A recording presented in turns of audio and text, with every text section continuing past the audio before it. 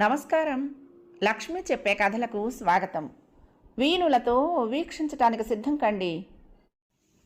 ప్రియ సఖులు, ఇప్పుడు మనం ప్రముఖ రచయిత్రి శ్రీమతి అల్లూరి గౌరీ లక్ష్మి గారు రచించిన తాతమ్మతో డేటింగ్ అనే ఓ చక్కటి కథను విందామండి. నేను ఈ సంక్రాంతికి ఇక్కడ ఉండను, తాతమ్మ ఊరికి వెళ్తాను, అదే ఉండి వెళ్తాను తాతయ్య అంటూ బాంబు పేల్చింది ఎంబీబీఎస్ చదివి హౌస్ సర్జన్ చేస్తున్న మైత్రి. తమ్ముడు హరితో కలిసి హైదరాబాద్ నుండి నిన్ననే విజయవాడ వచ్చింది. భర్తకి, మనవడికి, మనవరాలకి వడ్డన చేస్తున్న నానమ్మ సరస్వతి అవాక్కయ్యింది. ఆమె భర్త శేషగిరి కూడా భోజనం చేయటం ఆపి నీళ్లు తాగాడు. ఏమిటే, నీకు మాకన్నా మా అమ్మ ఎక్కువైందా, పండక్కి వెళ్తానంటున్నావు అన్నాడు నవ్వుతూ. ఏం లేదు తాతయ్య, హైదరాబాద్లో మోడ్రన్ జనాన్ని చూసి మొహం మొత్తి ఆ పల్లెటూరికి వెళ్ళాలనుకుంటుంది. ఈ మధ్య తెలుగు సినిమాల్లో పల్లెటూరులో ఉండే తోటలు, చేయులు, చెరువులు, బాతులు ఉండే కలర్ఫుల్ సినిమాలు వస్తున్నాయిగా, వాటిల్లో చాలా అమాయకంగా ఉండే హీరో ఒకడు ఉంటున్నాడు. కాలేజీల అబ్బాయిలని బాగా ఏడిపించి బోర్ కొట్టి ఫర్ ఎ చేంజ్ విలేజ్లో కుర్రాళ్ళు ఎలా ఉన్నారో చూద్దామని బయలుదేరుతోంది అనుకుంటా అన్నాడు బీటెక్ చదువుతున్న మనవడు హరి. రే, నా గురించి కామెంట్స్ చేసావంటే పీక పిసుకుతా అంది మైత్రి. ఏమిటి ఆ మాటలు, తమ్ముడిని అలా అనొచ్చా అంది నానమ్మ సరస్వతి నొచ్చుకుంటూ.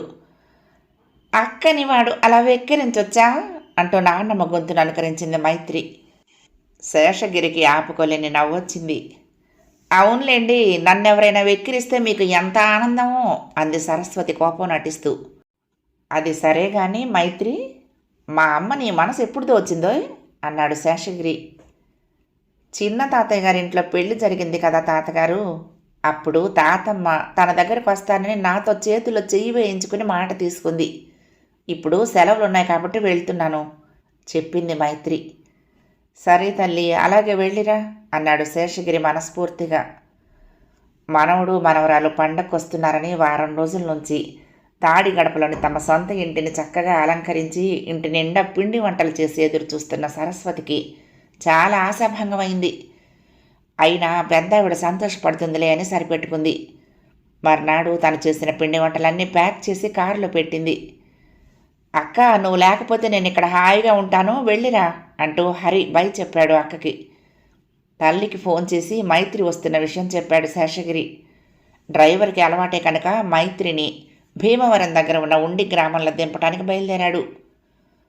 శేషగిరి సరస్వతుల కొడుకు రామకృష్ణ హైదరాబాదులో ఓ కాలేజీలో లెక్చరర్గా పనిచేస్తున్నాడు. కోడలు కూడా తెలుగు లెక్చరర్. మైత్రి, హరి వాళ్ళ పిల్లలు. శేషగిరి తండ్రి రామారావు స్వగ్రామం ఉండి. ఆయన కాలం చేసి 10 ఏళ్ళయింది. తల్లి నారాయణమ్మకు 85 పైనే ఉంటుంది వయసు. పొలం కౌలుకిచ్చి ఉండిలో ఒక్కతే ఉంటోంది. ఏకైక సంతానం కొడుకు శేషగిరి దగ్గరకు వెళ్ళినా 1-2 రోజులే ఉండేది. సరిపడా ఎత్తు లావుతో, పచ్చని శరీరంతో, నుదుట విభూతితో నిండుగా ఉంటుంది నారాయణమ్మ. నీలం రంగు జెరీ అంచున్న తెల్లని చీర, జాకెట్టు కట్టుకుంటుంది. మెడలో చంద్రహారం, 2 చేతులకి చెరో 4 బంగారు గాజులు వేసుకుంటుంది. ఆమెకు వంట చేసి పెట్టి ఇల్లు సర్దటానికి వంటావిడ, గిన్నెలు తోమి ఇల్లు తడిపట్ట వేయటానికి పనమ్మాయి, ఇంటి చుట్టూ వాకిలి తుడిచి శుభ్రం చేస్తూ అవసరమైన బయట పనులు చేయడానికి ఒక మగ మనిషి ఉంటారు. చుట్టూ ఎత్తైన ప్రహరీ గోడ ఉన్న పెద్ద ఇల్లు. ఆవిడ ఓ 4 గదులు ఉంచుకొని మిగిలిన వాటికి తాళాలు పడేసింది. ఆవిడకి ఇల్లంతా శుభ్రంగా ఉండాలి. సహాయకుల ప్రాణం తీసి తన శుభ్రతను కొనసాగిస్తుంది. వాకిలి నిండా పూల మొక్కలుంటాయి. ఆమెకు ప్రతిరోజు పూజకు పూలుండాలి. రాత్రి 7 గంటలకి తాతమ్మ ఇంటికి చేరిన మైత్రిని వంటమ్మాయి హారతితో ఎదురొచ్చి దిష్టి తీసి లోపలికి తీసుకువెళ్ళింది. గడప లోపల నారాయణమ్మ నవ్వుతూ ఒళ్ళంతా కళ్ళు చేసుకుని చూస్తోంది. ముని మనవరాలిని దగ్గరకు తీసుకుని ఆనందంతో ఉక్కిరి బిక్కిరయ్యిందామె. కుశల ప్రశ్నలయ్యాక ఇద్దరికి భోజనం వడ్డించింది వంటామె. మైత్రి టీవీ చూస్తుంటే తాను కూడా కొంతసేపు చూసి పడుకుందామా తల్లి అంటూ పడక గదిలోకి దారితీసింది నారాయణమ్మ. ఆమె పట్టి మంచం మీద పడుకుంది. పక్కనే తెల్లటి దుప్పటి పరిచిన డబుల్ కాట్ మీద మైత్రి కూడా పడుకుంది. ఈ పరుపు ఎంత మెత్తగా ఉందో అనుకుంటూ.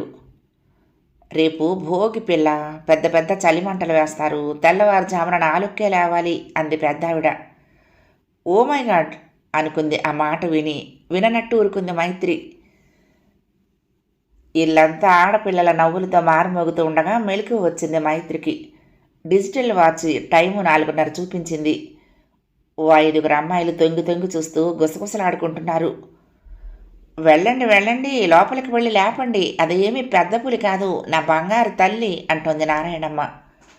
అప్పటికి దుప్పటి పూర్తిగా తీసేసి లేచి కూర్చునేసరికి 4గురు అమ్మాయిలు చొరవగా లోపలికొచ్చేసి లైట్ వేశారు. అంతా పట్టు లంగావోణీలు వేసుకున్నారు. తలలోని పూమాలలు భుజాల మీదుగా వాలుతున్నాయి. నడుముకు చిన్న వడ్డాణాలు, మెడలో చిన్న చైన్లు నెక్లెస్లు వేసుకున్నారు. ఇలాంటి అలంకరణలో అమ్మాయిల్ని చూసినప్పుడు నవ్వుకునేది మైత్రి ఇదివరకు. అయితే ఇవాళ ఈ వేషంలో ఈ అమ్మాయిలు అందంగా ఆకర్షణీయంగా భలే ఉన్నారే అనిపించి ముచ్చట పడింది. అందరికీ గుడ్ మార్నింగ్ చెప్పి పలకరించడంతో వాళ్ళు సంతోషపడిపోయారు. వెంటనే లేలే మైత్రి, త్వరగా స్నానం చెయ్యి, మీ తాతమ్మ గారు కూడా నీకు కూడా మాలాంటి లంగా ఓణి గొలుసులు రెడీగా పెట్టారు అంది ఓ అమ్మాయి. మీరేం చదువుతున్నారు అడిగింది మైత్రి నవ్వుతూ. మేమిద్దరం ఇంటర్, వీళ్ళిద్దరూ బీకామ్ సెకండ్ ఇయర్ చెప్పిందో అమ్మాయి. అయితే మీరంతా టీనేజ్ గర్ల్స్ అంది వాళ్ళ వైపు టీజింగ్గా చూస్తూ మైత్రి. వాళ్ళు పకపక నవ్వేశారు. మైత్రి కూడా వాళ్ళలాగే తయారయ్యి అద్దంలో చూసుకుని, హరి లేడులే, లేకపోతే నన్ను అలంకరణలో చూసుకుని వెక్కిరించేవాడు అనుకుని నవ్వుకుంది. అంతా కలిసి ఇంటి ముందున్న పెద్ద భోగి మంట దగ్గరకు దారితీశారు. ఆ చలిగాలిలో వెచ్చని భోగి మంటకి మైత్రికి హాయిగా అనిపించింది. కొందరు భోగి పిడకల దండలు ఆ మంటల్లో వేసి మైత్రి చేత కూడా ఒక దండ వేయించారు. ఆ మంటల వెలుగులో మైత్రి అందరికీ ఫోటోలు తీస్తూ ఉంటే మైత్రి పక్కన నువ్వు, ఈసారి నేను అంటూ అంతా కిలకిలా నవ్వుతూ పూర్తిగా తెల్లారేదాకా బాగా అల్లరి చేసి అమ్మాయిలంతా వెళ్ళిపోయారు. అమ్మగారు కాఫీ అంటూ ఇద్దరికి చిక్కని వేడి కాఫీ ఇచ్చింది వంటావిడ. కొందరికి హ్యాపీ పొంగల్ కార్డ్స్ పెట్టి ఇంకొందరితో నవ్వుతూ ఫోన్లో మాట్లాడుతున్న మైత్రిని చూస్తూ మురిసిపోయింది పెద్దావిడ.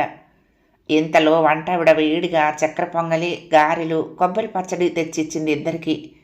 భలే బాగున్నాయి తాతమ్మ అంటూ మైత్రి తింటూ ఉంటే పెద్దావిడ తృప్తిగా చూసి తను కూడా తినటం మొదలుపెట్టింది. వంటావిడ పనమ్మాయి 1 గంటలో వస్తామని ఇళ్లకు వెళ్లారు. మైత్రిని పిలిచి మంచంపై దగ్గరగా కూర్చోబెట్టుకుంది నారాయణమ్మ. నీ మీద నాకు మరి ప్రేమగా ఉంటుంది బంగారం, నీ తమ్ముడి మీద నాకు అట్టే ఉండదు. వాడు మగపిల్లవాడు, ఎలాగోలా బతికేస్తాడు. ఆడపిల్లవి, డాక్టర్కి చదివావు, ఆసుపత్రికి ఎప్పుడైనా ఒకసారి వెళ్తేనే బాధగా బెంగగా ఉంటుంది. రోజు వెళ్ళాలంటే ఎంత కష్టం తల్లి అందావిడ దిగులుగా మైత్రిని చూస్తూ. తాతమ్మ 5 ఏళ్ళు కష్టపడి చదివింది రోగులకు వచ్చిన బాధలు తగ్గించాలనే కదా నవ్వింది మైత్రి. మీ తాతయ్య చెప్పేవారమ్మా, చాలా కష్టం అంట కదా ఆ చదువు. అలాగే చదివావులే తల్లి. ఆ రాముడు నిన్ను సదా కాపాడుతూ ఉంటాడు. మా మంచి మొగుడొస్తాడు, నిన్ను పువ్వుల్లో పెట్టుకుని చూసుకుంటాడు. నీలాంటి పెళ్ళం రావాలని ఏ బంగారు పూలతో పూజ చేస్తున్నాడో ఆ పెళ్లి కొడుకు అంటూ ఉంటే ఆవిడ మొహంలో ముని మనవరాలికి రాబోయే భర్త పట్ల గౌరవాభిమానాలు దోబూచులాడాయి. పువ్వుల్లో కూర్చుంటే ఎట్లా తాతమ్మ, నేను రోజంతా హాస్పిటల్లో ఉండాలిగా అంది. నీ మొహం, పువ్వులంటే ప్రేమ పువ్వులని అర్థం నవ్వేసిందావిడ. 3 తరాల వెనక వాళ్లకు కూడా ఇంతటి సున్నిత భావాలుంటాయా ఆశ్చర్యపడింది తనలో తానే మైత్రి. వడిలిపోయిన తన 2 చేతులతో మైత్రి బొగ్గలు ఆప్యాయంగా నిమిరింది నారాయణమ్మ. వెంటనే మైత్రి ఆవిడ 2 చేతులు పట్టుకుని వాటిల్లో ముద్దు పెట్టింది. కళ్ళ వెంట నీళ్లు తీరంగా దగ్గరకు తీసుకుందామె ముని మనవరాల్ని. ఆమె దగ్గర వస్తున్న అగరవత్తుల పరిమళం, విభూతి సువాసన సుకుమారంగా తాకాయి మైత్రి నాసికకి. తాతమ్మ నుంచి కురుస్తున్న ప్రేమ వర్షానికి తొలిసారి మైత్రి మనసు ఆనందంతో తడిసింది. ఆ రాత్రి పడుకున్న తర్వాత మెల్లగా హనుమాన్ చాలీసాతో మొదలుపెట్టి నారాయణమ్మ, అందాల రాముడు ఇందీవర శ్యాముడు సందేహించకుమమ్మ అంటూ సినిమా పాటలు కూడా పాడుతూ పాడుతూ ఆపేసి పాపాయిలా నిద్రపోయింది. అది గమనించిన మైత్రి బేబీ తాతమ్మ అనుకుంటూ నవ్వుకుంది. మకర సంక్రాంతి రోజు పూరీ కూరతో టిఫిన్ పెట్టాక మైత్రిని స్నానం చేసి రమ్మని బంగారు రంగు బోర్డర్ ఉన్న కుంకుమ రంగు కంచిపట్టు చీరకు మ్యాచింగ్ జాకెట్టు, లంగా బీరువాలో నుంచి తీయించి పెట్టింది పెద్దావిడ. తాతమ్మ, నీకు నా జాకెట్ సైజు ఎలా తెలుసు? వేసుకున్నాక సంభ్రమంగా అరిచింది మైత్రి.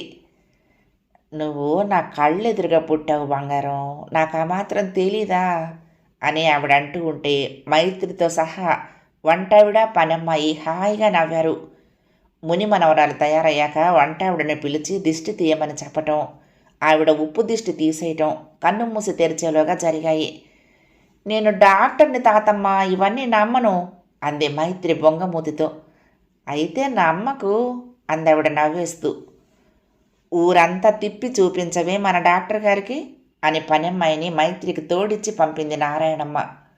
ఊరంతా ఆకుపచ్చని చెట్లు, పెద్ద పెద్ద పూల మొక్కలు, పాదులు, కొబ్బరి చెట్లు, పళ్ళ చెట్లు, ఎటు చూసినా పచ్చందనమే పచ్చదనమే అన్నట్లున్నాయి. పాతకాలపు నాటి ఇళ్ళు, మధ్య మధ్యలో కొత్త ఇళ్ళు కనపడ్డాయి. ఇళ్ల మధ్య ఖాళీ ప్రదేశాల్లో రోడ్డుకి ఇరుపక్కల ఇళ్ల వాకిళ్లలో గోడల మీద మొక్కల్ని చూసి జనానికి ఈ మాత్రం ఆక్సిజన్ అందుతూ ఉందంటే ఈ పల్లెటూర్లే కారణమేమో అనిపించింది. ఆ పక్కనే పెద్ద చెరువు, చుట్టూ దానివైపు వాలిన పెద్ద చిన్న మొక్కలు, 4 సిమెంటు రేవులు ఉన్నాయి. అవి చూసి సరదా పడుతూ ఒక రేవు మెట్ల మీద కూర్చుంది, కాళ్ళు నీళ్లల్లో పెడుతూ. చిన్నప్పుడు 2-3 సార్లు వచ్చినట్లు గుర్తు. తనెప్పుడూ అమ్మమ్మ ఇంటికి వైజాగు, నానమ్మ ఇంటికి విజయవాడ వెళ్ళటమే కానీ ఇక్కడికి ఎక్కువగా వచ్చినట్టు లేదు అనుకుంది మైత్రి. అలా ఇద్దరు ఊరిలో తిరుగుతూ ఉంటే కనపడ్డ ప్రతి వాళ్ళు ఎవరి అమ్మాయి అని అడిగారు పనమ్మాయిని. నారాయణమ్మ గారి అబ్బాయి గారి మనవరాలు అని చెప్పగానే డాక్టర్ చదివే పిల్ల కదా అంటూ అందరూ అపురూపంగా గౌరవంగా చూడటం మైత్రికి కాస్త గర్వంగానూ ఆశ్చర్యంగానూ అనిపించింది. విజయవాడలో హైదరాబాదులో అయితే ఒక్కరైనా కొత్త వాళ్ళని చూసి ఎవరు అని అడగరు. పల్లెల్లో మానవ సంబంధాలుంటాయంటే ఇవేనేమో అనుకుంది మైత్రి. శేషగిరి తల్లికి ఫోన్ చేసి అమ్మా ఎలా ఉన్నారు తాతమ్మ మునిమనవరాలు అన్నాడు. మాకేమిరా బ్రహ్మాండంగా ఉన్నాం అందామె నవ్వుతూ. మైత్రిని పంపేయమ్మా, అది హైదరాబాద్ వెళ్ళాలి అన్నాడు. పంపుతాన్లేరా, ముక్కనుము వెళ్ళిన మర్నాడు పంపుతాన్లే అంటూ ఫోన్ పెట్టేసిందామె. మధ్యాహ్నం భోజనంలోకి పప్పు, పులుసు, బొబ్బట్లు 3 రకాల కూరలు చేయించింది. ప్రతి పూట తనతో కలిసి భోజనం చేస్తూ తాతమ్మ అనిర్వచనీయమైన ఆనందం పొందటం మైత్రికి ఆహ్లాదంగా అనిపించింది. ఆవిడ కాస్త కటువుగా సీరియస్గా బయట వాళ్ళతో మాట్లాడటం చూసిన మైత్రికి తాతమ్మలో ఇప్పుడు కొత్త కోణం కనపడింది. నారాయణమ్మ చిన్న ప్లేట్ తీసుకుని ప్రసాదం పెట్టుకున్నట్లు అన్నీ కొంచెం కొంచెం పెట్టుకుని తింటోంది. ఆ రోజు అన్ని గిన్నెలు మూతలు తీసి చూసిన మైత్రి, ఇద్దరి కోసం ఇన్ని చేయించావా తాతమ్మ అన్న మైత్రి ప్రశ్నకు జవాబుగా, మైత్రమ్మ గారు మీరున్నన్ని రోజులు మా ముగ్గురికి మా ఇంట్లో వాళ్ళకి ఇక్కడే వంట చేసుకోమన్నారు పెద్దమ్మగారు అంది నవ్వుతూ వంటామే. ఒక మనిషి రాకను పండుగ చేయటం అంటే ఇదే కదా. తాతమ్మ వైపు గౌరవంగా అభిమానంగా చూసింది మైత్రి. కనుమ రోజు మళ్ళీ 2 కూరలు ఆవడలు చేయించింది. ప్రతిరోజు రాత్రి పెద్ద ఆవిడ పట్టమంచం పక్కనే ఉన్న డబుల్ కాట్ మీద పడుకోవటం, తాతమ్మ చెప్పే కబుర్లు వినటం మైత్రికి ఎంతో బాగుంది. ఆమె ఆ చీకట్లో తన వీపుపై జో కుడుతూ సన్నగా లాలీ లాలీ జో అంటూ పాడుతూ ఉంటే ఏదో తెలియని వైబ్రేషన్ ఆ చేతి ద్వారా మైత్రికి అంది. ఎన్నడూ ఎరగని ఒక తృప్తి కలిగింది. వారసత్వ సంపద అంటూ ఉంటారు, ఇదేనేమో. తాత ముత్తాతలు అందరికీ ఉంటారు, అదేం గొప్ప సంగతి అనుకుంది ఎన్నాళ్ళు. కానీ అది ఇప్పుడు తెలిసింది అనుకుంది. ఆ పారంపర్య అనుబంధం తాలూకు పారవస్యం మైత్రి గుండెను సూటిగా తాకింది. పెద్ద ఆవిడ ముక్కనుమనాడు వెజిటబుల్ బిర్యానీ, వడలు, 2 వేపుళ్ళు, రసం చేయించింది. ఆ రోజు వేసిన రథం ముగ్గును ఉత్తర దిక్కుగా సాగనంపాలి అంటూ మైత్రి చేతి ముగ్గుతో పక్కింటి రథానికి కల్పించింది. నారాయణమ్మ తమ ఊర్లో ఉండే ఒక మాస్టర్ గారిని పట్టుకుని విజయవాడకు ట్యాక్సీ బుక్ చేయించింది. వంటావిడ చేసిన స్వీట్లతోనూ పళ్లతోనూ ఆ ట్యాక్సీ నిండిపోయింది. ఎప్పుడో ఒకసారి తాతమ్మకిచ్చిన మాట తప్పకూడదని క్యాజువల్గా వచ్చి 4 రోజులుండి తిరిగి వెళ్తూ ఉంటే మైత్రికి కూడా చాలా బాధ కలిగింది. భూతద్దాల కళ్ళజోడులో నుంచి తనపై అనురాగ వర్షం కురిపిస్తున్న తాతమ్మను చూస్తూ ఉంటే ఇన్నాళ్ళు అమ్మ వెనక నాన్న వెనక దాక్కుంటూ సరిగ్గా తాతమ్మ దగ్గరకు రాకుండా దూరంగా తిరిగిన సంగతి గుర్తు చేసుకుని సిగ్గుపడింది మైత్రి. బయలుదేరుతూ ఉండగా పెద్దమ్మ కళ్ళలో నుండి నీళ్లు ధారాపాతంగా కారిపోతున్నాయి. అది చూసి మైత్రికి కూడా దుఃఖం వచ్చింది. కానీ వస్తున్న ఏడుపును ఆపుకుంటూ, నువ్వేడవటం ఏమిటి తాతమ్మ, నువ్వు రాజమాతవి, గంభీరంగా ఉండాలి అంది తాతమ్మను దగ్గరకు తీసుకుంటూ. ఆ మాటలకి బోసి నోరు తెరిచి పసిపాపలా నవ్వేసింది నారాయణమ్మ.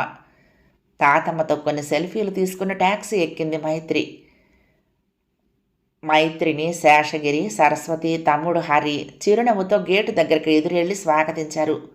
ట్యాక్సీ వాడికి డబ్బు కట్టి పంపించేశాడు శేషగిరి. అతని గుమ్మంలో పెట్టిన బ్యాగులన్నీ గెస్ట్ రూమ్లో సర్ది సరస్వతి బయటకు వచ్చింది. అప్పటికి సోఫా మధ్యలో కూర్చుని ఉంది మైత్రి. ఎలా ఉందిరా మా అమ్మ అడిగాడు శేషగిరి మనవరాలి పక్కనే కూర్చుంటూ. మా అత్తగారు ఏమన్నారు నాన్న అంది సరస్వతి కూడా నవ్వుతూ వచ్చి మరొక పక్క కూర్చుంటూ. మైత్రి ఏమీ మాట్లాడకుండా ఎదురుగా ఉన్న టీపాయ్ మీదకి కాళ్ళు చాపుకుంది. హరి ఎదురుగా ఉన్న కుర్చీలో కూర్చుని, మళ్ళీ ఇంకోసారి వెళ్తావా ఉండి, జన్మలో వెళ్ళవులే, ఆవిడ చాదస్తంతో నిన్ను 4 రోజులు చావగొట్టుంటుంది, చచ్చుంటావు, పారిపోయి వచ్చుంటావు వెనక్కి తిరిగి చూడకుండా అన్నాడు హరి నవ్వాపుకుంటూ. ఏడుసావులే, అంత మంచి తాతమ్మ మనకి ఉండటం మనం పూర్వజన్మలో చేసుకున్న పుణ్యంరా అంది తాదాత్మ్యంతో కళ్ళు మూసుకుంటూ మైత్రి. శేషగిరి గుండె గర్వంతో పొంగింది. వెంటనే అతని కళ్ళల్లో నీళ్లు తిరిగాయి. సరస్వతి సంతృప్తిగా తల ఊపింది. పిల్ల అక్కడ పరిస్థితులు ఆవిడ హడావుడి చూసి విసుక్కోలేదు నయమే అనుకుంది. హరి మాత్రం బిత్తరపోయాడు అక్క రియాక్షన్కి. తేరుకుంటూ, ఓహో డేటింగ్కు వెళ్ళి పెళ్లి కొప్పేసుకున్నావన్నమాట అన్నాడు తిరిగి టీజింగ్కు తయారవుతూ. అవును తాతయ్య, తాతమ్మ నా పెళ్లి వరకు ఉండి తర్వాత పైకి వెళ్ళిపోయి నాకు పాపగా పుడతానంది అంది గర్వంగా అందరి వైపు చూస్తూ. శేషగిరి, సరస్వతి గబుక్కున మైత్రిని దగ్గరకు తీసుకున్నారు నోట మాట రాక ఆనందంతో తబ్బిబ్బవుతూ. తమ్ముడు వెనక నుంచి వచ్చి నాన్నమ్మ తాతయ్యల మీద చేతులు వేసి అక్క తలపై తలానించాడు అసంకల్పితంగా. కథ సమాప్తం. ప్రియ సఖులు, ఈ కథ మీకు నచ్చితే తప్పకుండా లైక్ చేయండి, షేర్ చేయండి, కామెంట్ చేయండి, సబ్స్క్రైబ్ చేసుకుని నన్ను ఎంకరేజ్ చేయండి. ఉంటానండి. ప్రేమతో లక్ష్మి, కృష్ణాతీరం దుర్గమ్మ సన్నిధానం. నమస్తే.